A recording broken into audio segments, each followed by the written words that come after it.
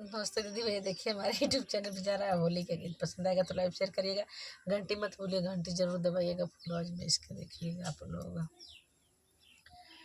राम लला हो, राम लला, राम लला हो, राम लला, सिया निकले आवादा के ओर, होलिया खेले राम लला, सिया निकले आवादा के ओर, होलिया खेले राम लला। राम लला गणेश लला, ओ राम लला गणेश लला, सिया निकले आवादा के ओर, होलिया खेले राम लला, सिया निकले आवादा के ओर, होलिया खेले राम लला।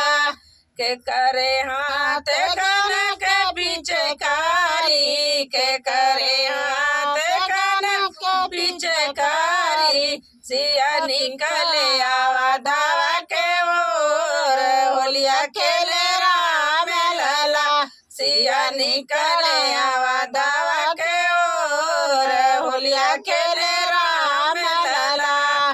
के करे हाथ रंगवा, के करे हाथ रंगवा, लक्ष्मण हाथ रंगवा, लक्ष्मण हाथ रंगवा, सिया निकले आवादा के ओर, होलिया खेले राम लला, सिया निकले आवादा के ओर, होलिया खेले राम लला।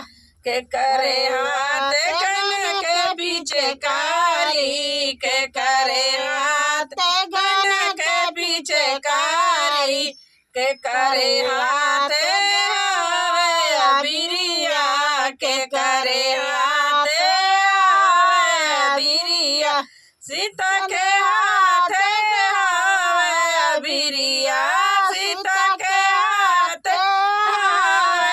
बिरिया, सिया निकले आवादा के ओर, होलिया खेले राम लला, सिया निकले